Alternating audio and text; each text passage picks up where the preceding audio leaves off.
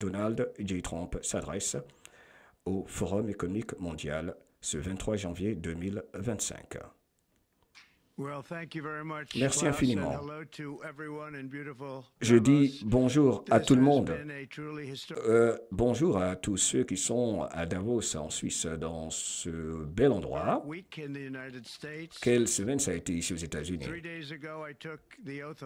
Il y a 3 jours, j'ai prêté serment pour le bureau du président de la République aux États-Unis. Et on a commencé l'âge d'or en Amérique. Une élection présidentielle remportée par des millions de voix. Et on a remporté tous les 7 États pivots. C'était un mandat massif que les Américains m'ont confié. La plupart des experts politiques même ont dit que c'est l'élection présidentielle la plus conséquente. L'une des victoires les plus conséquentes de l'histoire des 100 dernières années et même plus, même au-delà. Ce que l'humanité a observé, ce dont l'humanité fut témoin depuis les dernières 72 heures, ce que l'humanité a observé récemment n'est rien qu'une révolution. La révolution du bon sens, la révolution pour la logique. Nous allons être encore plus forts, plus riches et plus unis que jamais auparavant. Et la planète entière va être plus pacifique. L'humanité entière va être plus pacifique. À cause, grâce à cette victoire historique et à cet élan de par cette victoire. Et surtout grâce à ce que nous allons faire et ce que nous allons faire.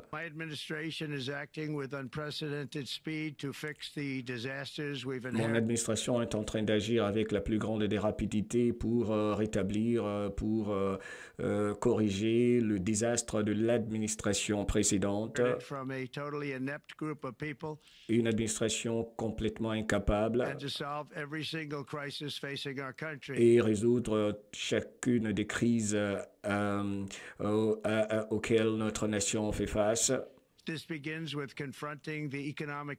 Cela commence par faire face au chaos économique et cela à cause des décisions politiques désastreuses de l'administration précédente. Sur les 4 dernières années, nous avons accumulé un déficit de plusieurs milliers de milliards de dollars à cause des restrictions, des règles concernant l'énergie surtout, avec des règles concernant des impôts qui sont cachés comme jamais auparavant. Et cela a résulté à une inflation désastreuse, la pire des inflations dans l'industrie. Et cela a causé une hausse des taux d'intérêt pour nos citoyens. Et même cela a haussé les taux d'intérêt partout de par le monde. Tout a augmenté, les prix des aliments, n'est-ce pas, le panier de la ménagère, entre autres, tout a augmenté. Tout a augmenté, les prix se sont accrus, le coût de la vie a augmenté de façon exponentielle. Le président Biden a perdu totalement le contrôle de la situation, de ce qui se passait, et surtout pour ce qui est de notre inflation très très élevée et la situation désastreuse à nos frontières. 1,5 millier de milliards de dépenses gouvernementales à cause de cette mauvaise politique de l'administration précédente.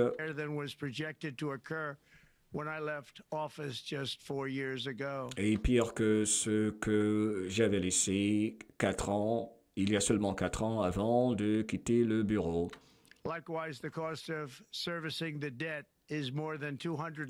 Le coût pour payer la dette est également devenu plus élevé. Le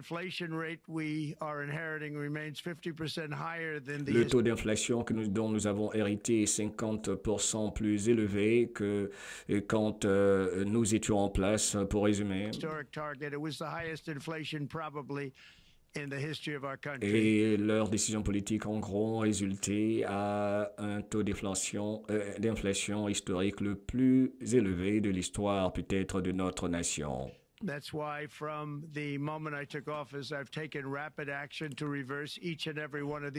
C'est la raison pour laquelle, dès que j'ai pris mes fonctions au poste de président, j'ai pris des actions radicales pour corriger tout cela.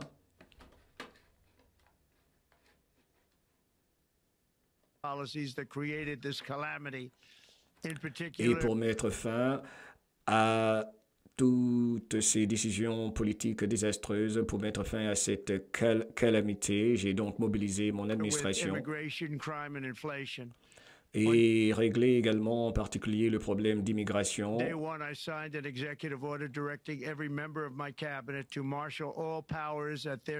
J'ai ainsi mobilisé mon administration pour mettre fin à toutes ces politiques pas bonnes du tout, pour vaincre l'inflation et réduire le coût de la vie de façon journalière. Donc, c'est une inflation Marshall pour vaincre l'inflation, en gros, et réduire le coût de la vie quotidienne, dit Donald Trump. Et également, j'ai imposé un gel des embauches au niveau fédéral. J'ai également imposé une réglementation fédérale, en gros, un gel de l'aide étrangère. J'ai imposé un gel de l'aide étrangère. Et j'ai créé le nouveau ministère de l'efficacité gouvernementale. J'ai créé, le nouveau ministère de l'efficacité gouvernementale.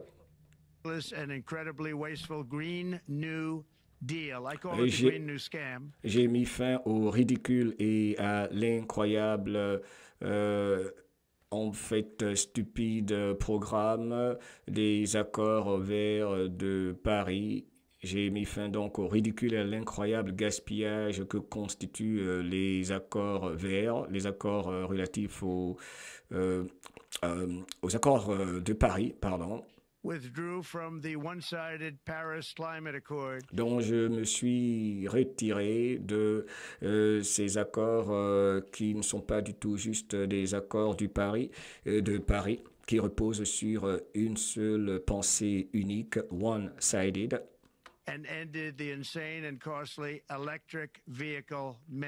J'ai mis fin au ridicule et à l'incroyable folie et coûteux de ce que représente l'obligation d'acheter des voitures électriques.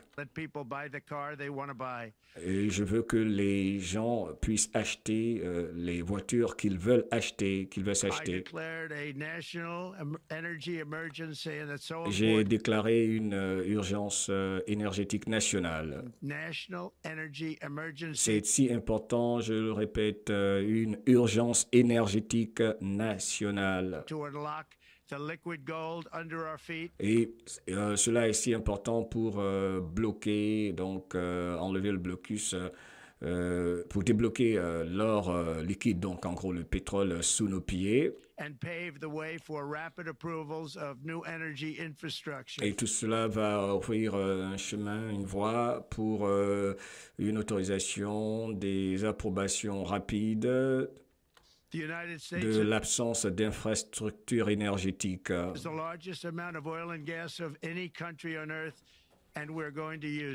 Les États-Unis, en gros, disposent d'une très grande quantité de pétrole et de gaz. On va en faire usage, on va l'utiliser. on dispose donc de beaucoup de pétrole et d'usage par rapport à tous les autres pays du monde. Nous allons en faire usage. Non seulement cela va réduire le coût de la vie, cela va diminuer donc pratiquement le coût de tous les biens, services. Cela nous rendra plus puissants, fera des États-Unis une super puissance, une puissance donc de la transformation de nos produits, donc une puissance manufacturière. Et également faire des États-Unis la capitale mondiale de l'intelligence artificielle et de la crypto-monnaie. Mon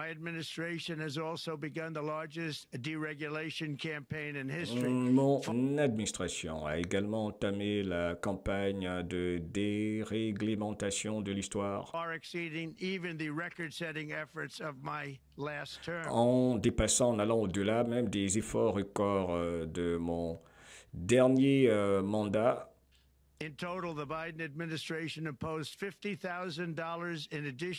L'administration de Biden a imposé $50 000 de coûts réglementaires supplémentaires. Et cela pour le ménage américain moyen. Donc, l'administration Biden a imposé en moyenne $50 000 supplémentaires pour chaque Américain dont l'administration précédente a imposé $50 000 de coûts réglementaires concernant les impôts, on imagine bien, supplémentaires donc pour les ménages américains moyens, donc cela sur, on imagine bien, les 4 dernières années. Over the last 4 years. Et j'ai promis de mettre fin à 10 anciennes décisions politiques, réglementations. Pour chaque nouvelle réglementation que je vais décider, mettre en place, cela va éliminer 10 anciennes mauvaises réglementations. Cela va donc faire en sorte que les Américains en profitent et mettent de l'argent, des milliers de dollars dans leur poche.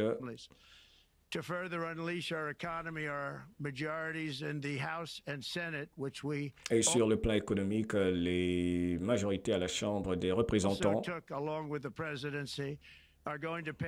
et tout cela en prenant en compte le fait que nous contrôlons maintenant, il veut dire la Chambre des représentants. Donc les décisions que nous avons prises vont avoir les conséquences suivantes. Donc cela va nous permettre de mettre en place la plus grande taxe de l'histoire des États-Unis, surtout une taxe massive sur les travailleurs. Et donc en gros pour les familles, les producteurs, les fabricants nationaux, bref, ramener la production locale, en gros, c'est ce qu'il veut dire. Et nous travaillons même avec les démocrates. Et cela pour pouvoir s'entendre, donc obtenir une extension de la réduction d'impôts, tax Trump, de l'impôt original de Trump.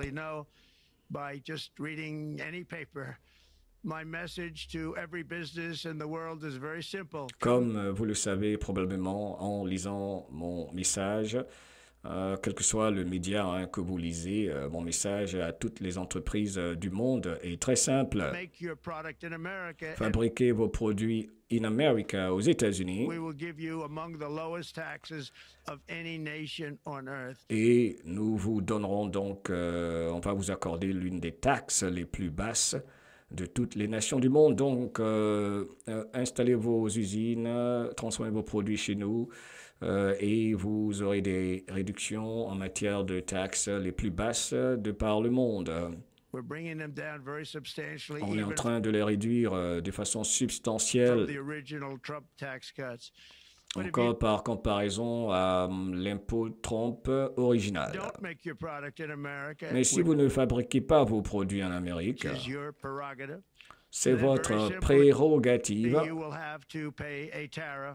Vous allez avoir à payer des tarifs douaniers.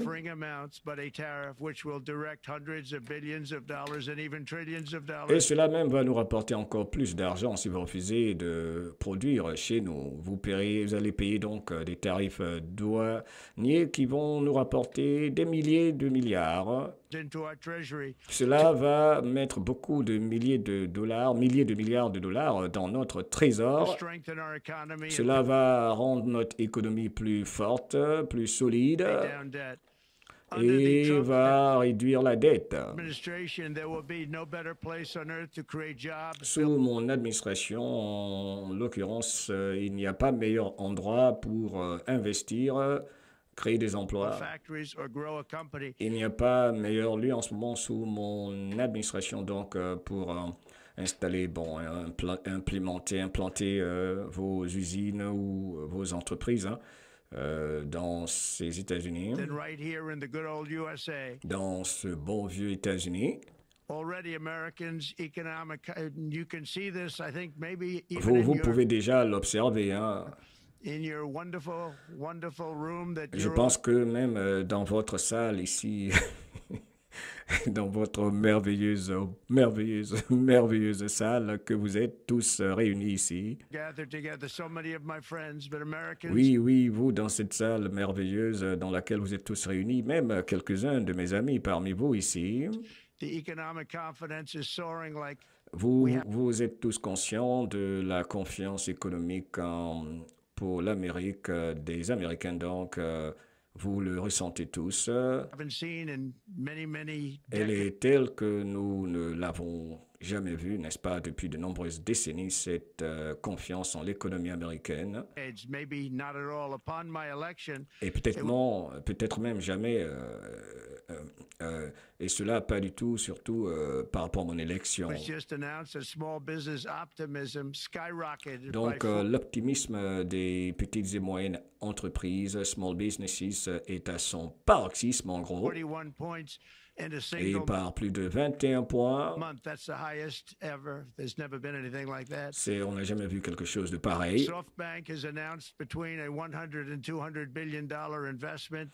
SoftBank a annoncé un investissement entre 100 et 200 milliards de dollars dans l'économie américaine. Et cela grâce aux derniers résultats des élections. Il y a quelques jours. SoftBank et OpenAI également ont annoncé un investissement de 500 milliards de dollars dans l'infrastructure de l'intelligence artificielle. Et dans la même lancée, la même façon, plusieurs entreprises, d'autres entreprises également, donc, parlent d'investir des milliers et des milliards de dollars ici en Amérique. Oui, des milliers de milliards, pas seulement des milliards. Ils vont investir trillions, des milliers de milliards chez nous. Il a été rapporté aujourd'hui dans les médias que l'Arabie Saoudite va également investir près de 600 000 milliards de dollars ici, 600 trillions aux États-Unis. L'Arabie Saoudite donc également va investir 600 000 milliards chez nous. Et je vais demander au prince de l'Arabie Saoudite, qui est quelqu'un de formidable, d'aller à plus, pardon, il a dit 600 milliards. Je vais plutôt demander donc au prince d'Arabie Saoudite d'investir plutôt 1 millier de milliards, 1 trillion. Ils veulent investir l'Arabie Saoudite 600 milliards. Je vais donc demander au prince de l'Arabie Saoudite, qui est quelqu'un de formidable, d'arrondir cet investissement à 1 millier de milliards de dollars, 1 trillion. Parce que nous avons été très bons avec eux, les Saoudiens, avec l'Arabie Saoudite. Hein. Je vais également demander à l'Arabie Saoudite et à l'OPEC de baisser les prix du pétrole. Oui, ils doivent baisser les prix du pétrole. Et franchement, je suis étonné qu'ils ne l'aient pas encore fait. Cela veut dire qu'ils ne m'ont vraiment pas montré beaucoup d'amour. Ce n'est pas montré beaucoup d'amour, hein, l'Arabie Saoudite, OPEC, de ne pas baisser les coûts du pétrole. J'étais même surpris qu'ils n'aient pas encore réduit les prix du pétrole. Si les prix avaient baissé, la guerre entre la Russie et l'Ukraine allait se terminer donc immédiatement. Puisque les prix du pétrole sont hyper élevés en ce moment, cela permet à la guerre de se poursuivre. Il faut baisser les prix du pétrole, ce qui mettra fin à la guerre. Ils auraient dû faire cela depuis longtemps. En fait, ils sont par moments très responsables dans certains cas, dans une certaine mesure. Mais le plus important, en gros donc, pour la guerre russo-ukrainienne, des millions de vies sont perdues à cause... des milliers de vies sont perdues à cause, n'est-ce pas, des prix du pétrole. Donc, je vais exiger que les taux d'intérêt baissent immédiatement. Je vais exiger que les taux d'intérêt baissent immédiatement et que les taux d'intérêt baissent également partout dans le monde entier. Et le monde entier nous suivra pour baisser les taux d'intérêt partout.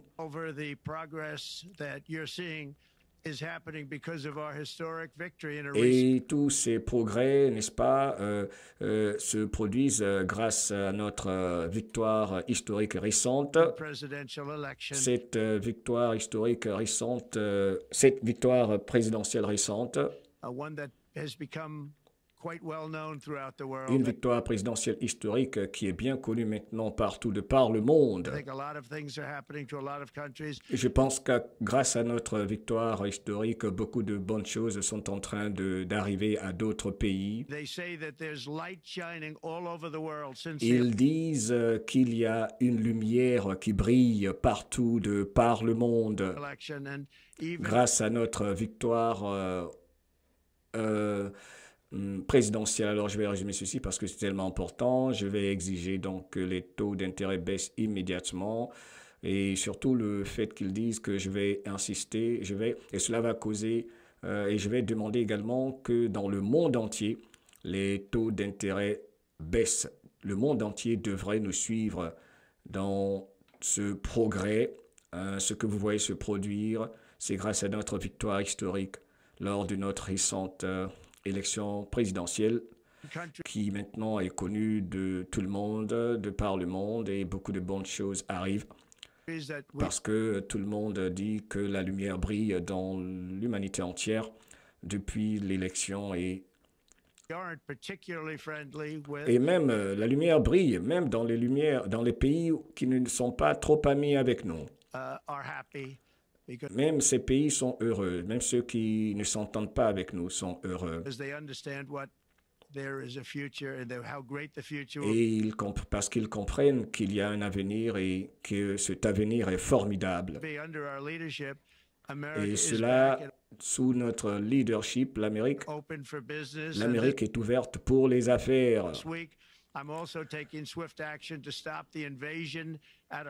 Également, je prends des actions radicales pour mettre fin à l'invasion à notre frontière dans le sud. Ils ont permis, laisser donc les gens entrer à des niveaux jamais vus auparavant. C'est ridicule.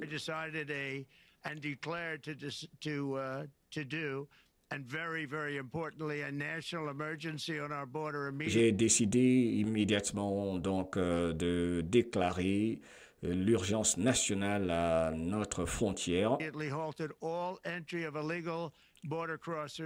J'ai immédiatement mis fin et arrêté toute entrée de personnes ayant franchi donc illégalement la frontière.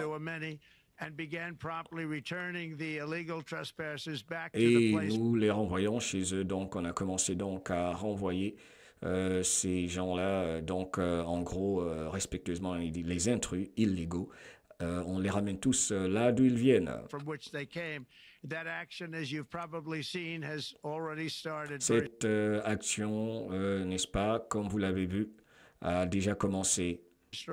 Et cela très fortement.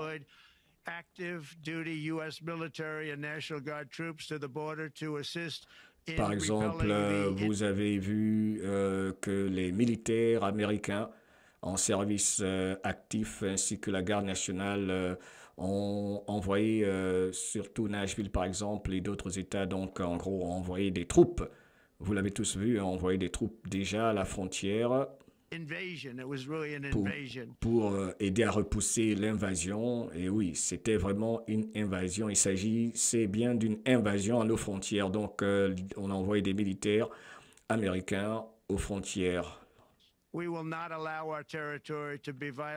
ne permettrons pas que notre territoire soit violé.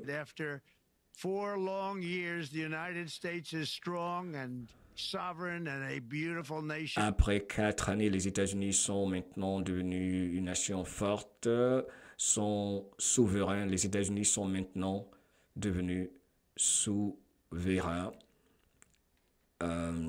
Et c'est une belle nation, une fois de plus. Il répète, les États-Unis sont forts et c'est une belle nation, une fois de plus, une nation souveraine et forte.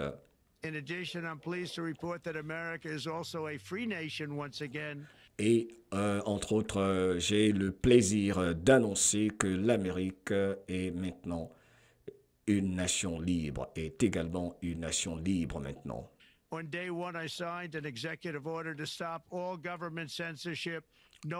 Dès le jour 1, le premier jour donc, j'ai signé un contrat, un décret visant à mettre fin à toutes les censures. J'ai mis fin donc à la censure gouvernementale, donc à ne plus permettre à notre gouvernement de qualifier les discours de nos citoyens, par exemple, de ne plus permettre au gouvernement de décider de ce qui est une information ou donc une désinformation. C'est d'ailleurs l'un des mots préférés de ceux qui censurent, les fact-checkers, entre autres, tout ça, de ceux qui décident de la censure. Et surtout, c'est l'un des mots favoris de ceux qui souhaitent mettre fin au libre-échange d'idées. Et franchement, cette censure empêche le progrès.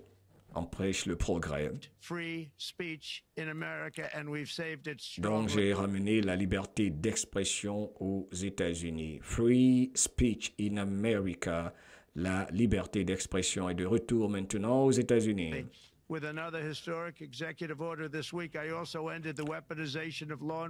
Et maintenant, avec un autre décret, une décision historique, n'est-ce pas, j'ai mis également fin donc à l'instrumentalisation de notre département de la justice, des forces de l'ordre, n'est-ce pas, contre le peuple américain. Et oui, j'ai mis fin donc avec un ordre exécutif à l'instrumentalisation des forces de l'ordre contre le peuple américain, contre franchement les politiciens. Et en ces termes, j'ai pu rétablir un état de droit juste, égal et partiel, un état où il y a la justice, donc l'impartialité en gros.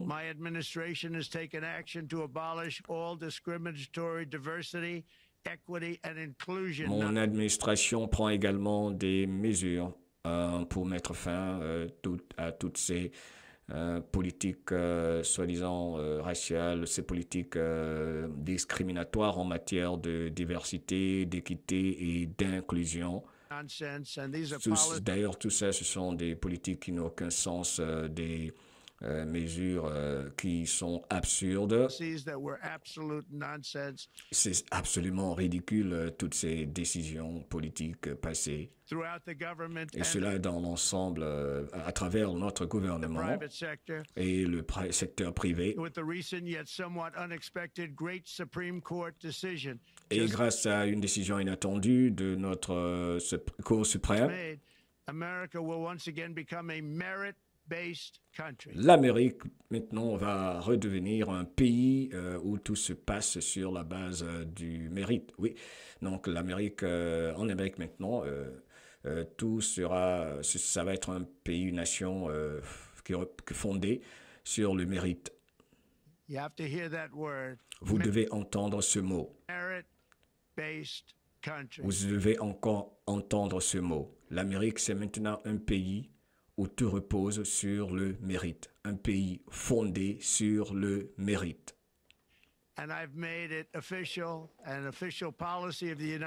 Et j'ai maintenant rendu ceci, ce qui va suivre maintenant, une politique officielle. Il n'y a que deux genres, mâle et femelle, aux États-Unis. Et ceci est maintenant officiel. Il n'y a que deux genres, mâle et femelle.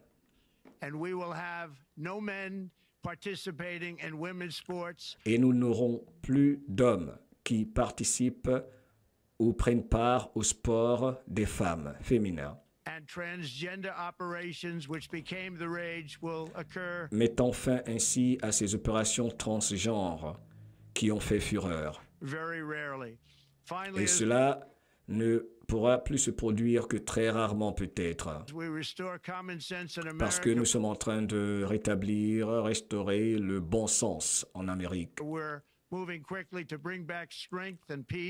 Nous sommes en train d'agir donc rapidement pour ramener la force, rétablir la force, pour amener la force, la paix et la stabilité également à l'étranger. Et à ce propos, bon, là il revient à l'économie, je vais demander à toutes les nations de l'OTAN d'augmenter leurs dépenses, par exemple le GDP, PIB, voilà, leurs dépenses, leurs dépenses concernant l'OTAN, la défense, donc d'augmenter leurs dépenses pour la défense, si on peut dire ainsi, à 5% du PIB de leur nation. Donc les nations membres de l'OTAN, ils leur demandent d'augmenter leurs dépenses de défense par 5% de leur PIB. C'est cela qui aurait dû être même le cas depuis quelques années. Ces dépenses de défense n'étaient qu'à 2%. Et d'ailleurs, la plupart des nations de l'OTAN ne payaient pas avant que j'arrive. J'ai maintenant insisté, mis la pression pour que ces nations payent et ils l'ont fait. Parce que c'est nous, aux États-Unis, qui payons la différence pour ces pays-là à l'époque. Et ça, c'était injuste pour les États-Unis. D'ailleurs, beaucoup de choses ont été injustes pour nous depuis très longtemps.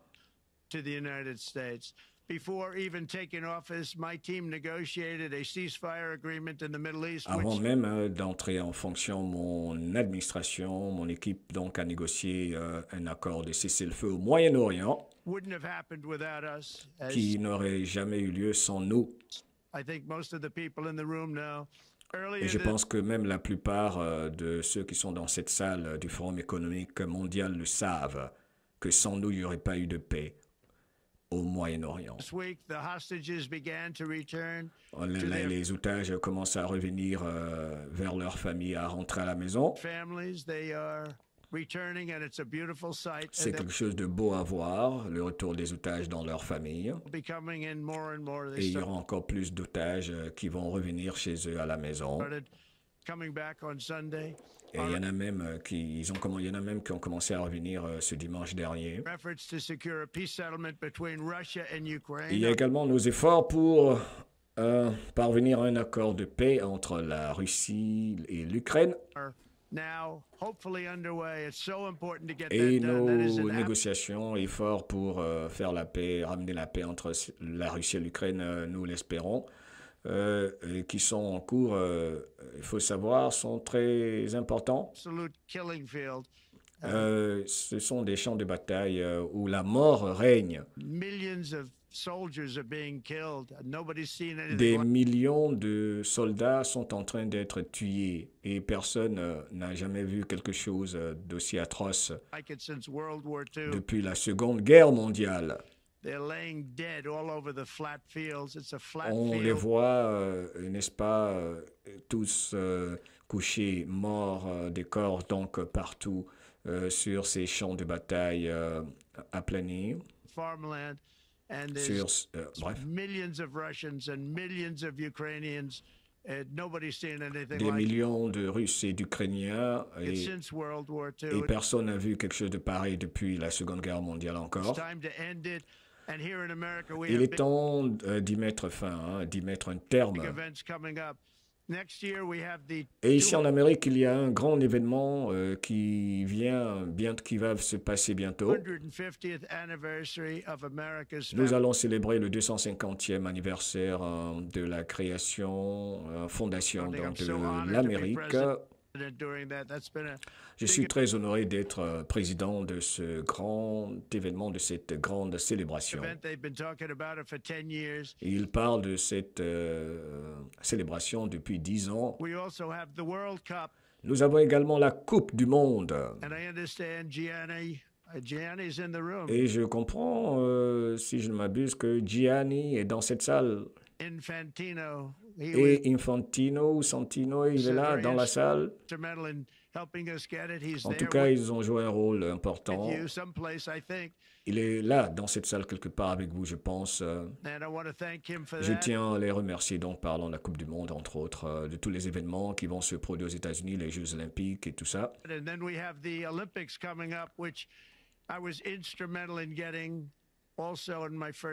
Donc, il y a également les Jeux Olympiques qui arrivent et j'étais en quelque sorte un instrument et faisais attention à cela également.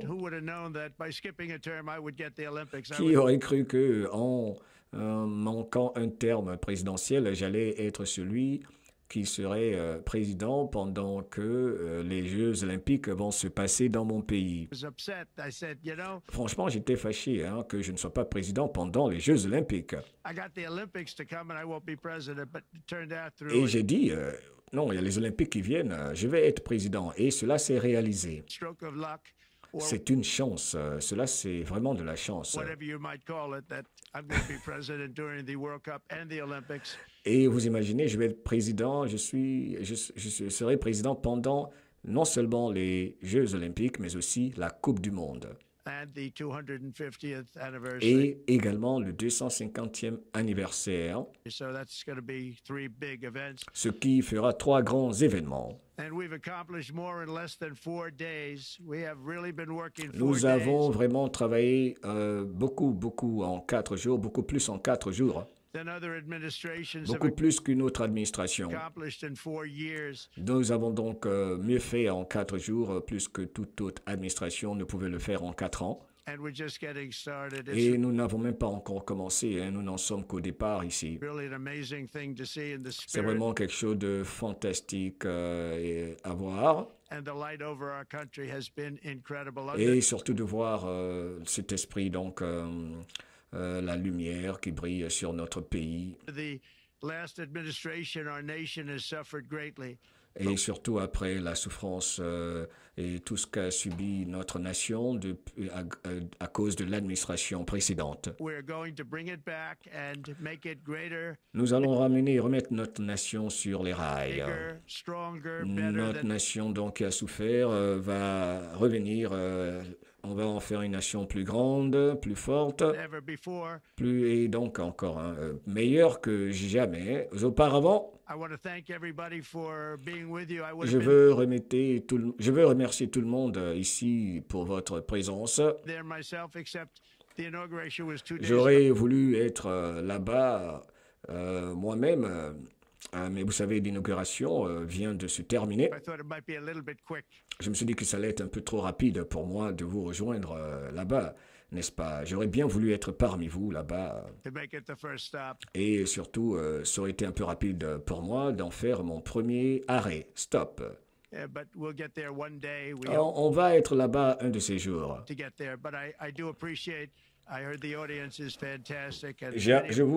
J'apprécie beaucoup. Je pense que l'audience est fantastique. Et j'ai des amis dans l'audience. Je vais répondre à quelques questions maintenant. Devant les questions de certaines personnes distinguées dans cette salle.